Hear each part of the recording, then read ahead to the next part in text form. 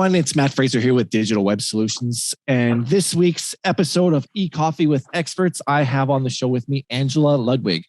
Angela is the Director of Digital Strategy at Egg to Apples, a full-service digital marketing agency headquartered in Narberth, Pennsylvania, and has been with the company since 2016.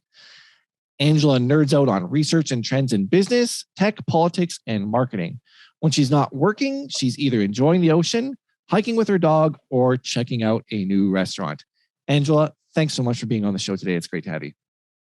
Great. Thank you. Thank you so much for inviting me as well. I'm excited for this. My pleasure. Hey, so Angela, you've had an interesting journey so far from what I've discovered about you through LinkedIn and other resources. Mm-hmm. But who was Angela as a school kid? As a child in school, I was kind of fortunate enough to go to a bilingual elementary school. Oh, wow. So I learned, I grew up in, I'm originally from Wisconsin. I live in LA right now. Oh, okay. But where we lived in the city in Milwaukee, where my parents lived, the public school was bilingual. So I grew up and got to learn Spanish and English. Oh, wow. And then we moved to the suburbs. I kind of lost that, unfortunately. But so that was, I feel like, very unique just for a public school to offer that, especially, in a smaller city like Milwaukee. But on top of that sort of benefit, I was very into sports. My dad signed me up for every single sport you could think of. So I was pretty active as a child and competitive at the same time too, because of my father. So. Oh, okay. He was real competitive, eh? Yeah. So what was your favorite subject then in school? Oh, science, probably. Oh, yeah. Right on. Mm-hmm. Do you think that has... Even like... go ahead. Throughout high school, I thought I was going to do like pre-med going to college, and that obviously all changed. Like a lot of things do change when you go to college. Yeah. So what influenced you then when you got to college?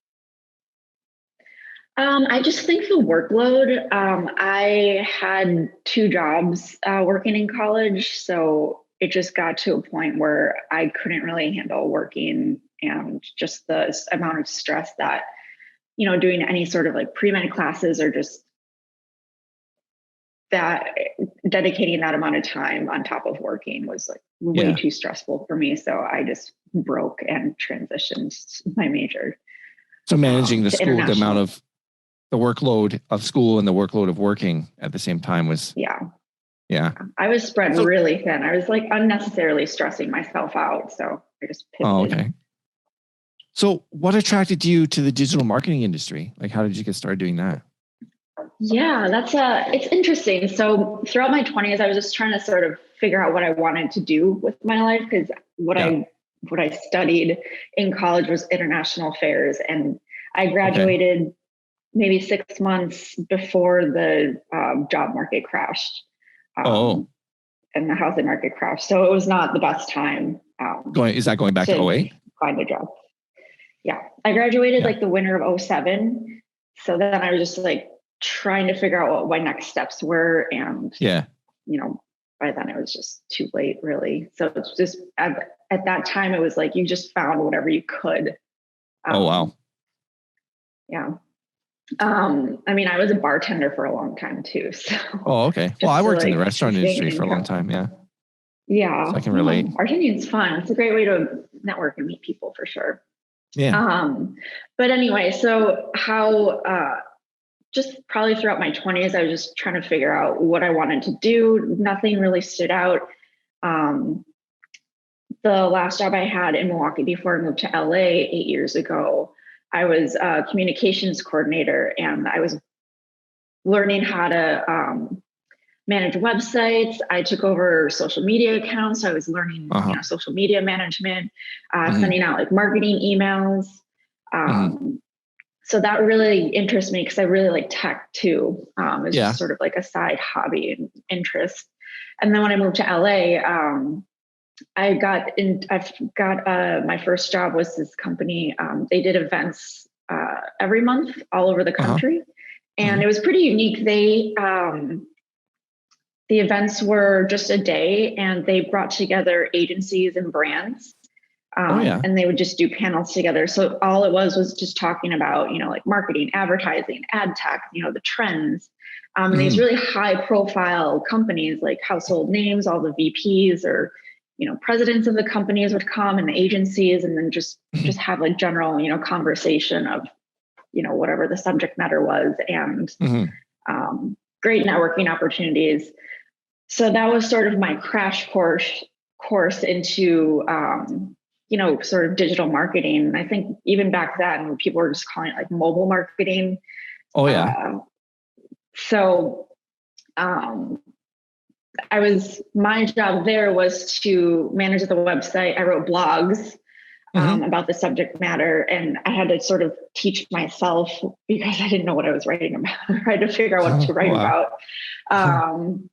And, I was there for about a year, and I just wanted to, I was so interested in it. I actually wanted to learn how to do what I was writing about. So I went off on my own, freelanced, sort of taught myself whatever I could. And then Egg to Apples came along. The co-founder, Jillian, he actually found me on LinkedIn and hired me as a contractor to do a couple projects. And we found really well together. So he just kept having me do more and more projects. And then eventually we were able to get enough clients where I was able to come on full time. So we're a pretty small agency. There's about 4 of us on the team. Okay. So that's how I pretty much got into digital marketing. And it was more self-taught. And then Julian, he's been a really great mentor as well. Well, that's awesome. And so did he hear about you on LinkedIn through a connection or something, or he saw your profile? I think, my profile, I had it because I think you can put, like looking for work. And at the time I was doing some really minor SEO work for ZipRecruiter as a contractor. And I think I had that was like my most recent position. And then just maybe my title, he probably just did a search for like SEO. Oh, I see. Person. So the SEO worked in LinkedIn. That's pretty neat. That's a pretty neat story. That's pretty cool. Hey, do you know why it's called Egg to Apples, the agency? Yeah. Like the story behind that? Yeah, I can talk to a little bit to it. I obviously had nothing to do with the name of the company. So one of the founders, Jillian, who I mentioned earlier, he and his business partner started it. I think almost 12 years now it's been around. Oh, okay. And back then they were more, so right now we just do digital marketing. And back then they also did marketing and website design, sort of like encompassing everything.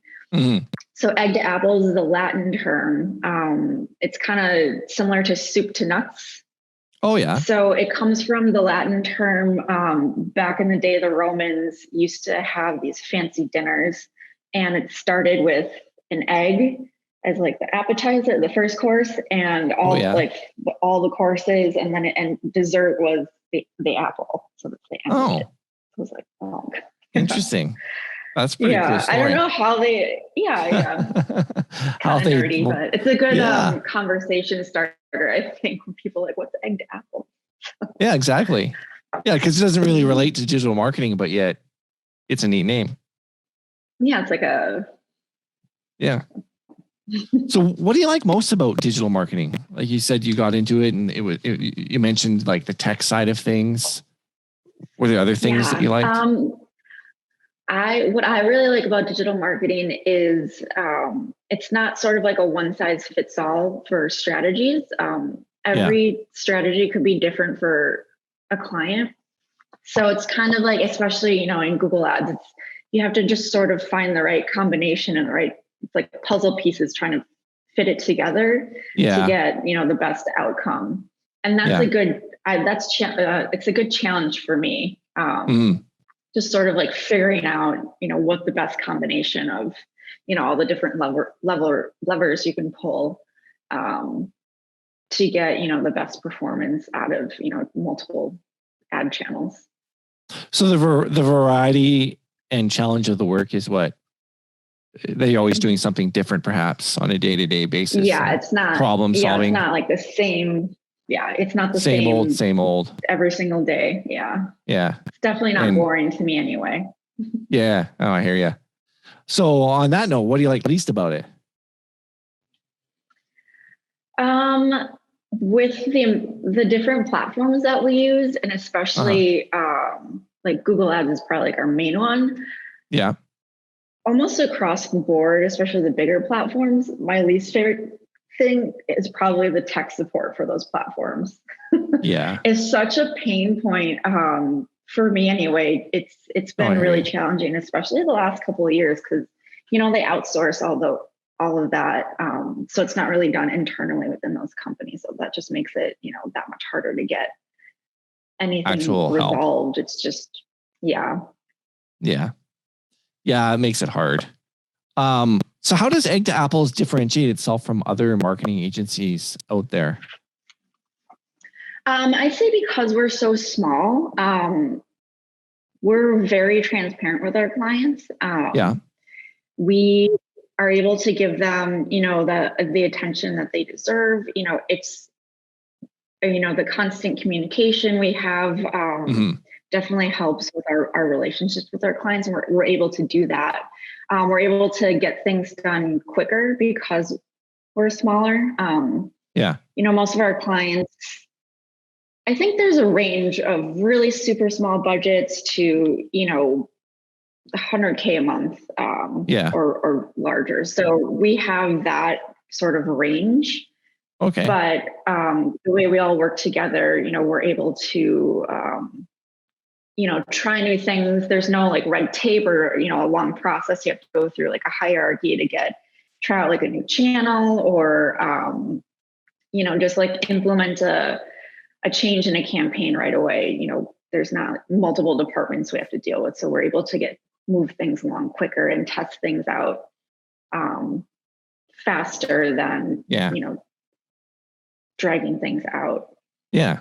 You don't have to go through multiple points of contact in order to get something done, and you can pivot faster for the client to get results. Well, that's awesome. Yep. So how would you explain digital marketing to your grandmother? Oh, wow. Well,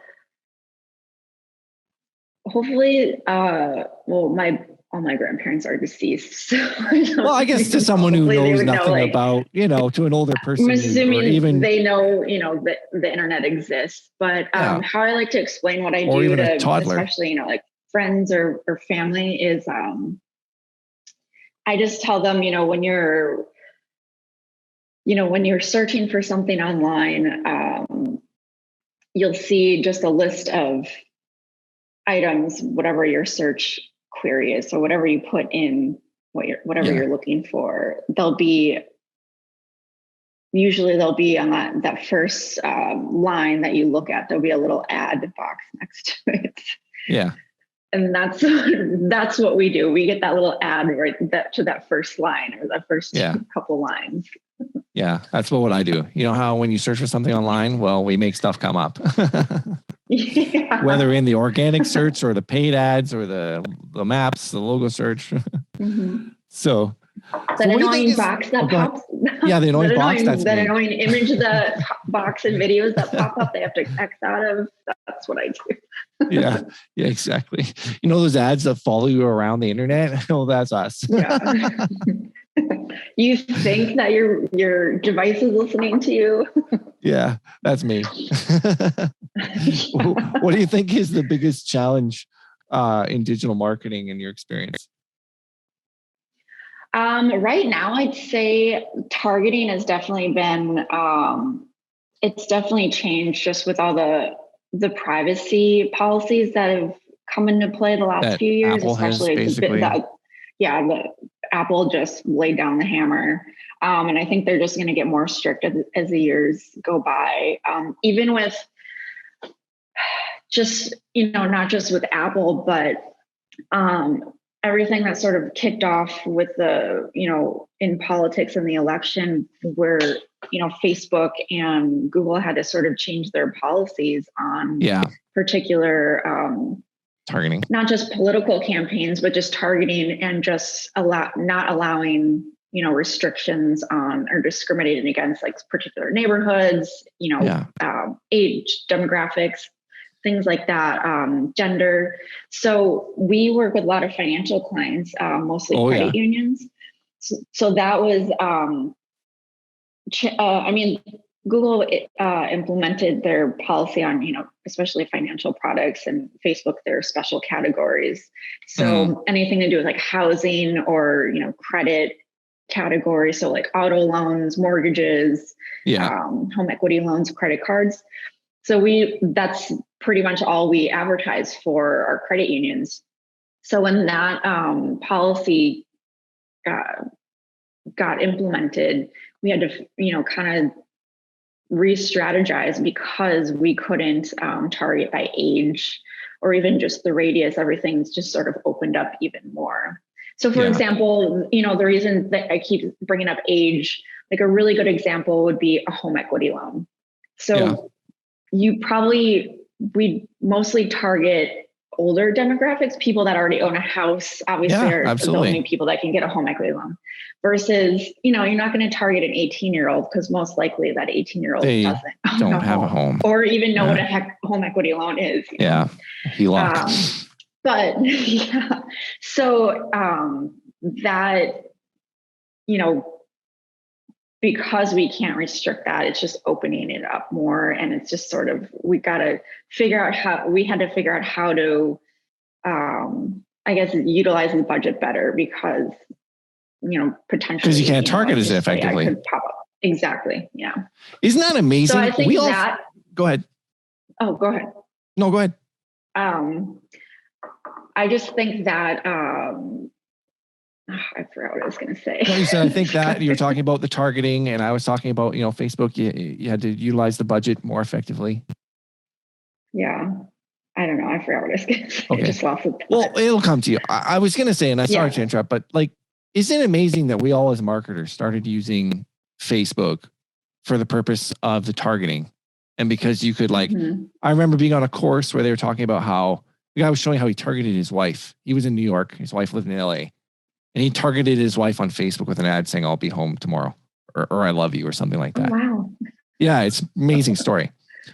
You can't do that now. And it's the whole reason of what drew us as marketers to Facebook. And then they go and, oh no, we got in trouble because our platform's so effective and so ability to target so effectively. But no, we take that away and you can't do it. That's been kind of, for me, it's been a struggle and a challenge.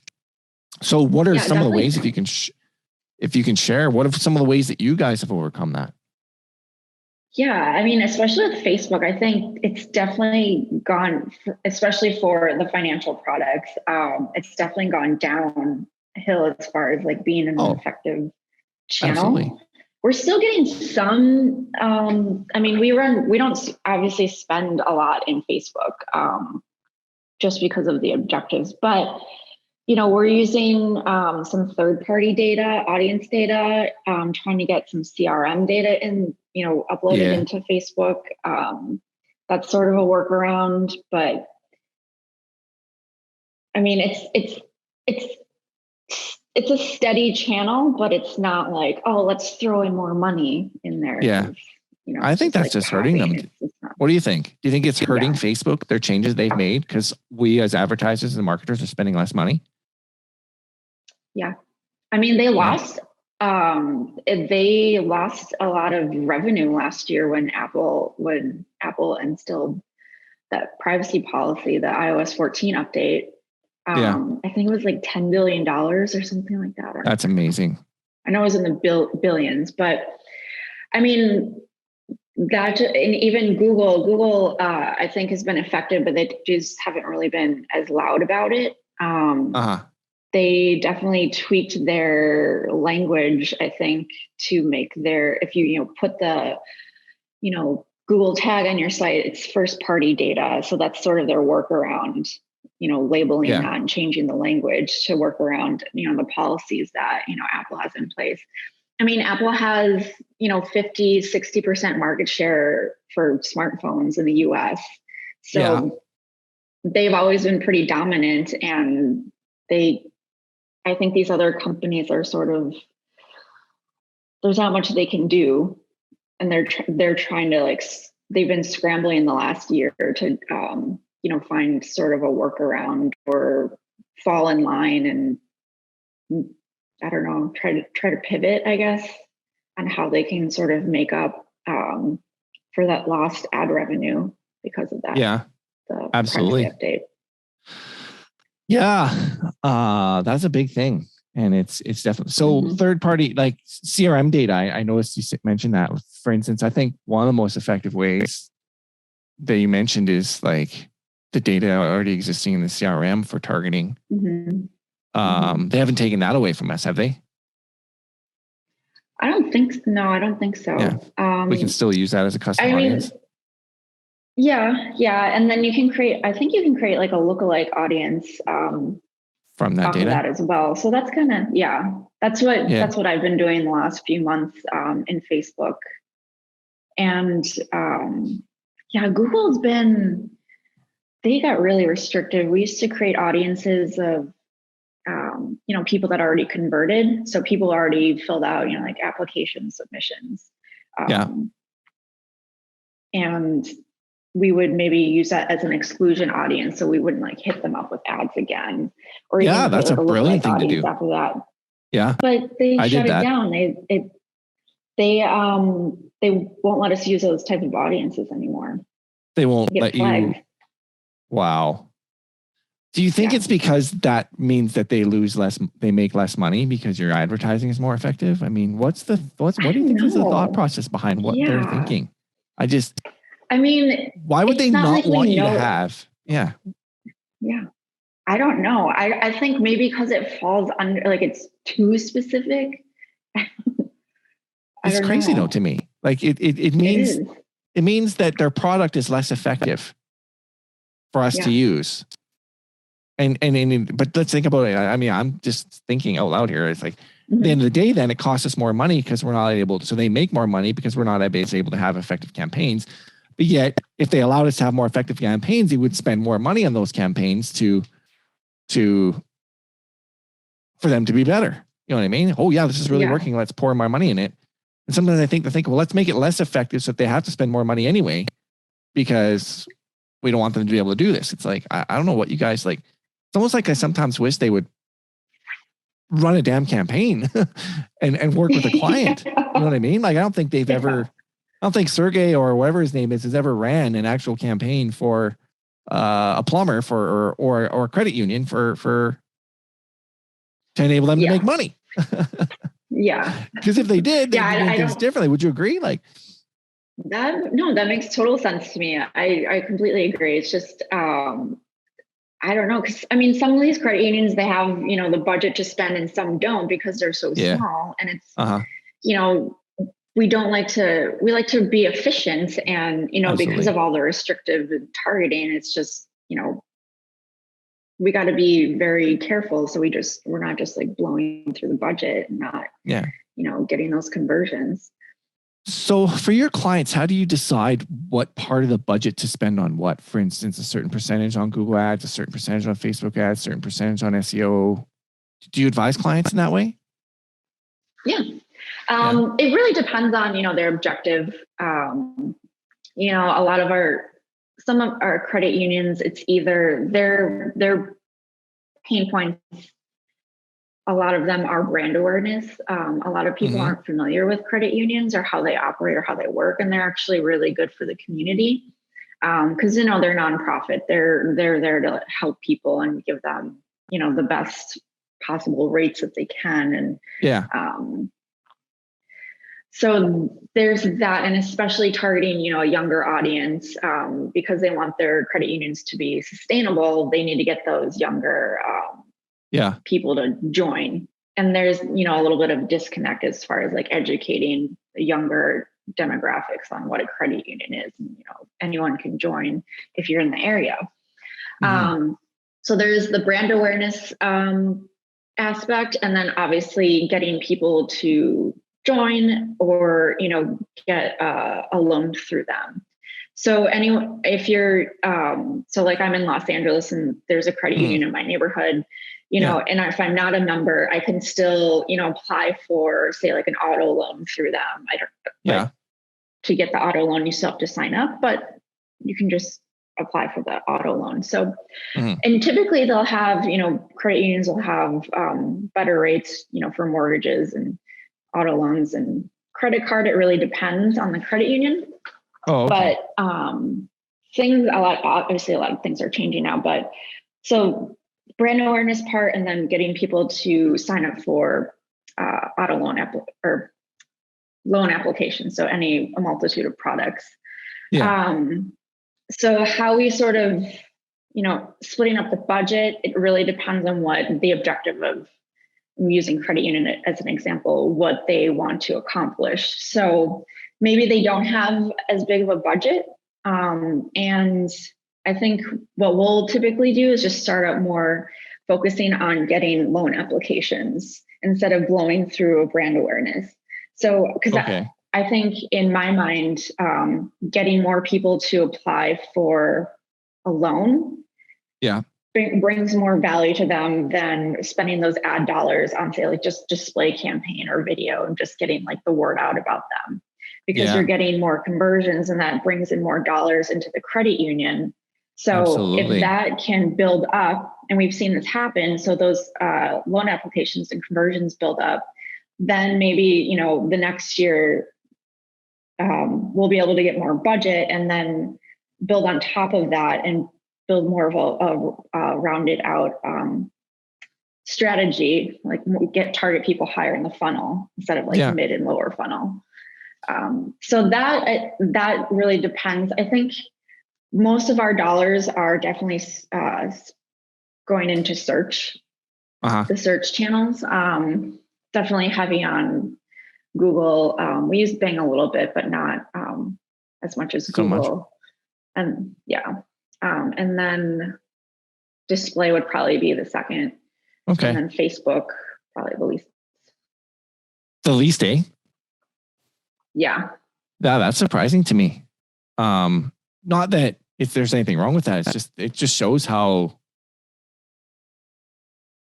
Would you say that's changed since before the iOS 14 update? Like, were you spending more money on Facebook before, or no? It just has never been an effective channel. Yeah, it's never been an effective channel to get conversions. Like we'll still get conversions, but not as much as search. Yeah. Like Google search. So the intent of the buyers is really on Google rather than Facebook, where they're looking to follow a funny cat video. So what is your approach? Is that your approach then to developing a cohesive digital marketing strategy could you walk me through that a little bit more about how you develop a cohesive digital marketing strategy for your clients, for instance, a credit union? Yeah. So just, so I'll use, our largest client. I mean, we're in multiple channels. And just making sure, obviously, the message aligns across all the channels. So with our biggest client, credit union client, we're in Facebook, Google, Bing. We do YouTube videos. We're got into OTT and CTV ads, which I'm really enjoying. And we do some geofencing as well. Oh, wow. So we use this platform called Ground Truth. So that's sort of a workaround with the radius targeting that Google has restricted. This platform, you can actually, do radius around, the branches of the credit unions, and it also ties in, foot traffic as well. Wow. So that's definitely a workaround with the radius restrictions in Google and Facebook. What else are we in? Yeah, I think those are all it. And then, we do email marketing too. Oh, okay. Once a month. So you basically. But yeah, I mean, that all sort of ties in together. I mean, all those channels work really well. There's been some other channels we've tested and haven't really been successful. Oh yeah. A good example is we tried out Nextdoor. So they they launched their advertising platform, I want to say maybe like a year and a half ago. And we beta tested with them because I mean, Nextdoor, it made sense because it's such a local app, hyper local. So just like getting the word out on that. Sorry, my dog is just. Oh, okay. It's all good. This is my dog, George. Hey, George. The Nextdoor app is very hyper local, but I think because it was so new, we had a problem with being able to track, and I think that's really important for us to for any ad platform. Their code was a little wonky, and I think we tried it with two of our clients, and one client, the tracking code like messed up something on their website, so we had to get rid of that. Of course. And it was just. I think Nextdoor would be definitely a good platform for something very hyper local, but I think they still need to brush up on, to sort of clean up some things on their platform because it is so new. So they're probably just need to get some of the kinks out. Maybe be in beta for a little longer. So that being said, you mentioned something which leads to my next question. Like, how do you use web analytics to measure the performance of the campaigns you're running and convey that to the client? Yeah, so definitely the analytics is a really good tool for us because, the client could think their audience is one person and the analytics could tell you, a completely different story. So I think just really paying attention to who's going to your site. And that way we can sort of leverage that data and apply it to the different channels. So we'll look in Google Analytics. We'll take a look at, obviously like the audiences, but how long are they on the web? Looking at the pages, are there a lot of bounce, higher bounce rates or not? And then just taking a look at all the, affinity in market audiences and categories. Yeah. We could, it's easy to say, someone looking for a mortgage is in market for, houses for sale. That's kind of like a given audience that you would apply in Google Ads. But if you're looking at, and we actually just did this the other day with one of our strategists, she and I went through a bunch of just sort of auditing all the campaigns and the audiences. So we were looking in Google Ads and looking at all the application submissions per product. So, mortgages, we're kind of looking at the audiences, and we noticed some that weren't in the search campaigns or display campaigns, but they're actually, higher conversion rate showing in Google Analytics. Just an example, I think one was like pet lovers and 30-minute chefs. So there's sort of affinity audiences that you wouldn't normally think of, but they're converting. So we pop those into our search campaigns, and we've been sort of keeping an eye on them to see, if it's working or not. And some of them have proven to be successful. So I think analytics, there's so much valuable data in there because, you're able to track everything that's going on in the client's website, and it just utilizing that data just will make your campaigns that much more successful. Yeah. So on the campaign level, are you implementing, like, for instance, detailed UTM tracking with I'm just assuming conversion tracking tags with Google Ads to at the campaign level make sure it's working properly? Yep. So we have we're able to track all the complete journey. So with credit unions, it's kind of unique where you go to the credit union site, you're clicking on, like apply now, and every single, credit union will have a different platform that they use for application submissions. Okay. So we're actually able to track when they click on the apply now, and then the application page opens up, we can track that all the way through until it's completed. So we actually know when the application is completed or, half completed. So, and especially when analytics released the cross-domain tracking, that definitely was a helpful tool for us in those particular scenarios for those clients. All right on. What do you think about the push to push marketers and businesses from Universal Analytics to GA4, Google Analytics 4? GA4. It's interesting. I think I know they're going to sunset Universal Analytics, I think in like the next 2 years or so. July 2023, less than 14 months from now. 2023. Oh, God. Yeah, July 2023. Yeah, I think that'll just be an interesting transition. I think even like looking at it at the end of last year and trying to get it implemented, I think we still have maybe 1 or 2 clients we need to get that set up for. I mean, I hope they work through it. I don't know.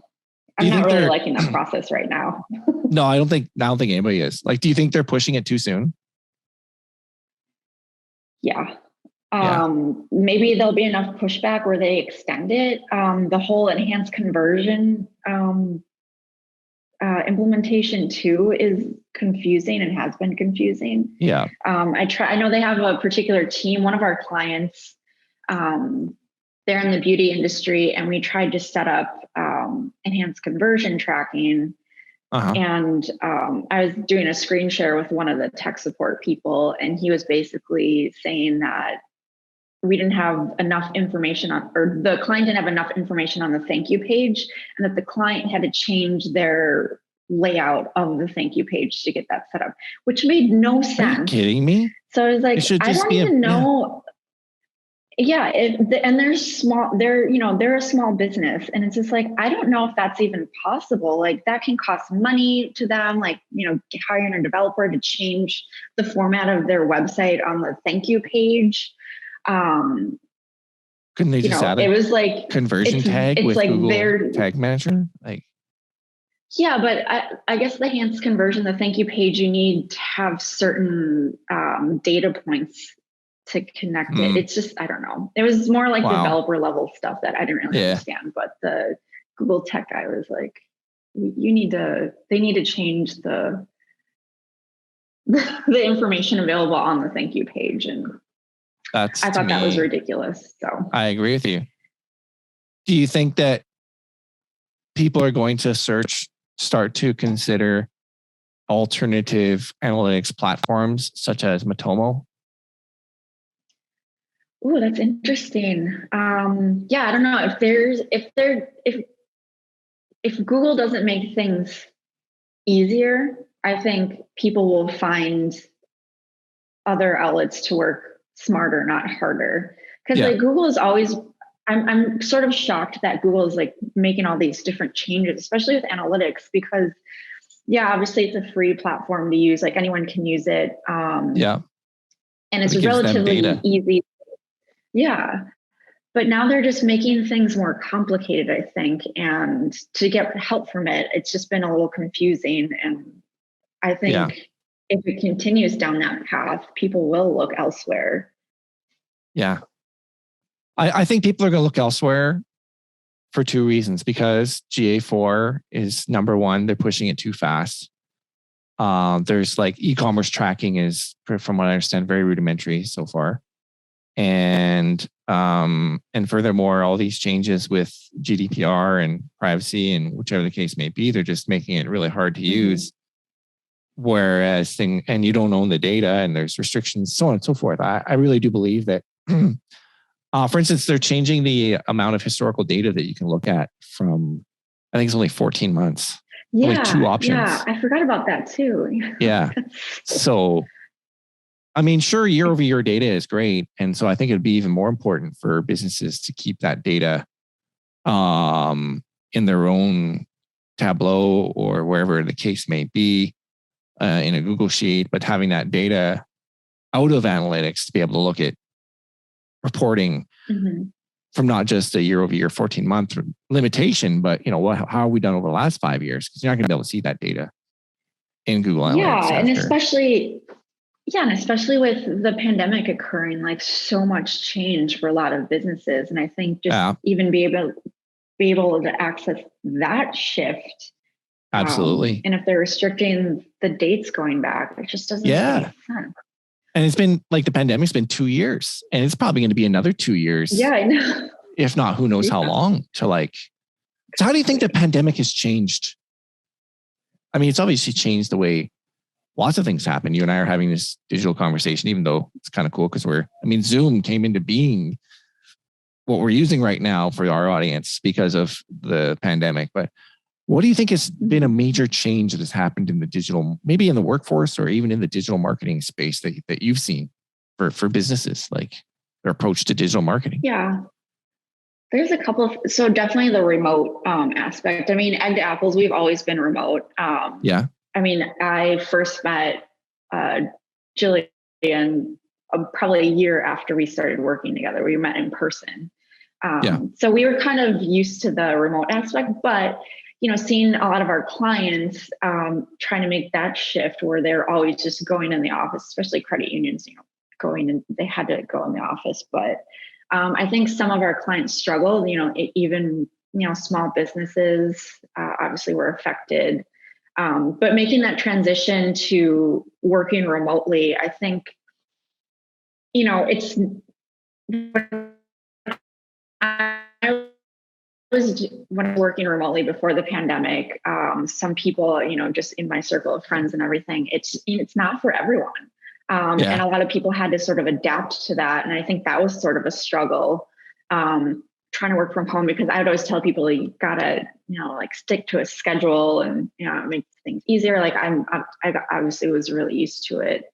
But definitely the remote part, and just now companies, as we're sort of coming out of the worst of the pandemic, a lot of companies are still remaining remote or just having the option of working remotely or the hybrid models, just more and more than, ever before. And, for businesses, you can easily cut costs on, renting office space and everything like that. So that could be beneficial to a business or even a small business, allowing, employees to work from home. But more so in the digital marketing aspect, I think what really pushed, the pandemic really pushed OTT and CTV ads, because everyone was at home and just streaming like crazy, watching everything. All those streaming subscriptions just went up. I think more ad dollars are going to just continue to keep pouring into those channels and away from, linear TV. So I know what you're talking about, but for our audience that doesn't know what you're talking about, could you explain what OTT and the other acronym you mentioned are? Yeah, OTT is over the top television, and CTV is connected TV. So they're kind of one and the same. They're just, I think they're more interchangeable. So it's just, you're thinking of any sort of streaming platform. So like Hulu ads or Hulu is a really good example. If you have the ad subscription, which I think is like $4.99, or you can get the bundle with Disney.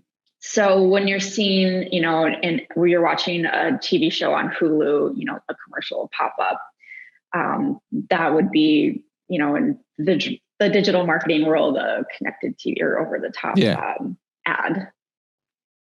Yeah. Okay. So basically there's platforms out there now that you can push ads to the streaming services. So many.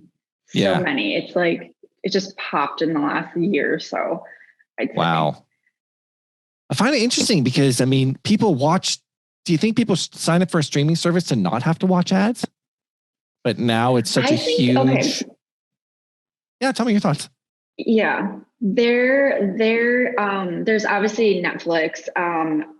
They've floated the idea around in the last a couple of years, but I don't think that they would ever go have an ad platform service. Maybe down the road if, because their subscription price keeps going up.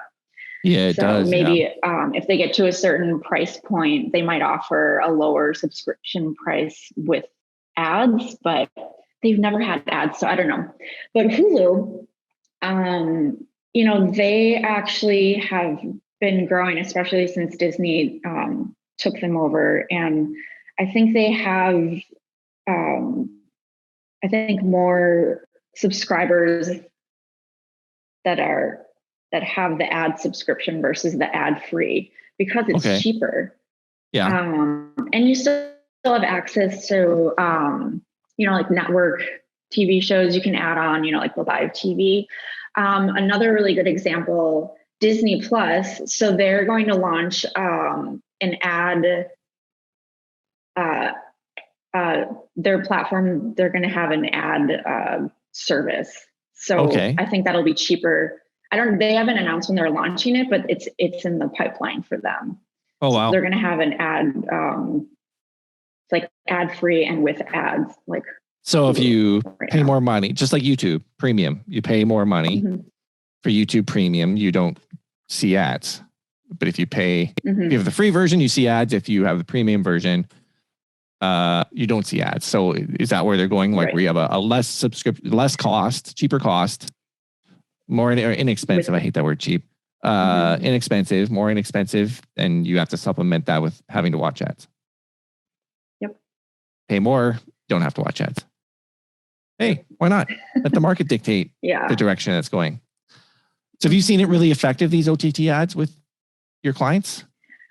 I think how it's effective. So with the OTT ads, you have to think of it as, like more brand awareness than, getting like that conversion. So higher in the funnel.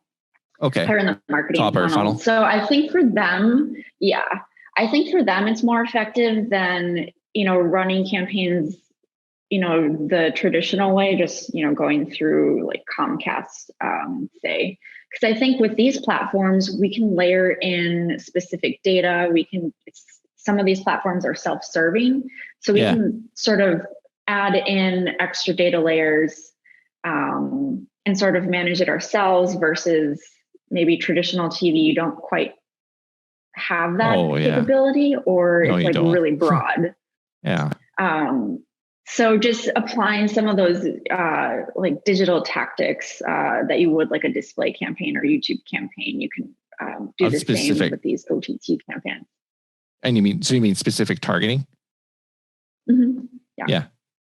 So like targeting people, like in market for, buying a home. Yeah. We can add those data layers in there. Yeah, a car, exactly. Wow. That's pretty amazing. In your opinion, what qualities are required in order to be effective in a digital marketing role? I think definitely paying attention to detail. There's a lot of nuances in all these platforms that, especially in Google Ads, it's pretty robust, and like just little tweaks here and there. If you miss something, it can kind of throw off a whole campaign. So definitely detail oriented. And then just loving data and analyzing data.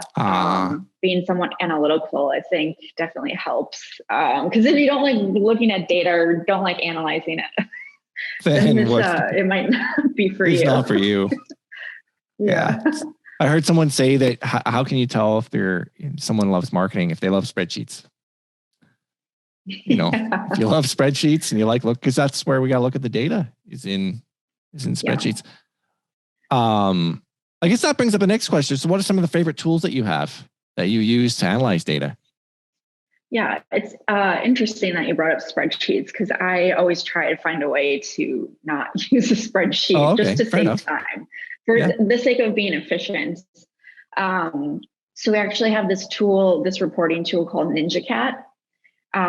It's very, very robust, where you can connect it's kind of like Data Studio in the sense where you can connect different data sources. But with NinjaCat, you can it's not just Google, like you can connect Facebook, pretty much all the channels that I've mentioned, we're able to pull in. into that. And then it's really easy to create like a pivot table or, charts and graphs and everything, and makes reporting pretty seamless by connecting all of these. And that way you can analyze the data quicker versus say I have, 4 different channels worth of data, putting that all in the spreadsheet and then, making a table from that. That's going to take a lot of time. Where Absolutely. Ninja Cat, we're able to just click a couple buttons and then boom, there's my table in 2 minutes. Right on. And then we use this other tool that I really like. It's called Optimizer. So that channel can only pull in, I think, Google, Bing, and Facebook. But it'll give some recommendations. There's also a really good feature where you can just implement scripts into Google Ads. So scripts are just a more efficient way to, manage our budgets. It'll automatically, change the daily budgets or check the monthly budgets. You can have the scripts run and check on keywords or just the sort of progress of, ad copy, things like that. So scripts sort of make things easier, but this tool, we don't have to, hire someone to write the scripts. It's just sort of like a couple clicks of a button and it just gets implemented. Wow. That's pretty neat. That's Optimizer? Yeah. Neat. Cool.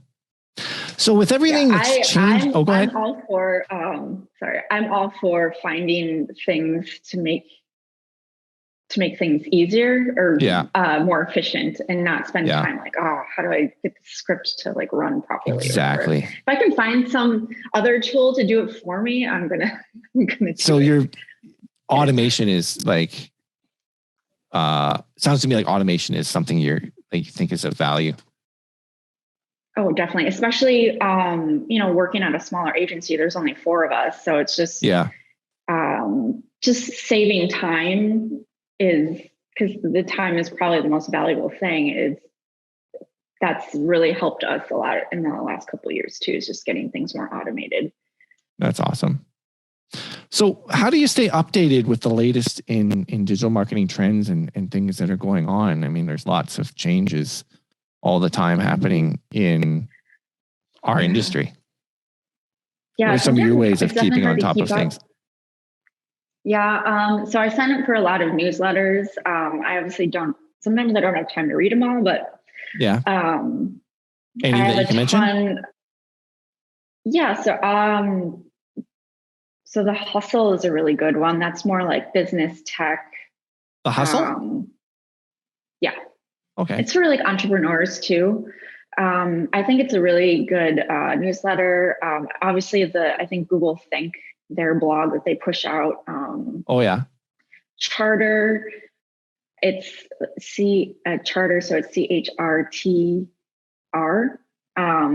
They send out a newsletter I really like. They'll send out trends and stuff, more about like just business and the economy and everything. And so for charter.co, data storytelling. I think so. Yeah, they're I think they're based in the UK. Yeah. That's a good one because they'll post just a bunch of charts and kind of tell a story with them. Cool.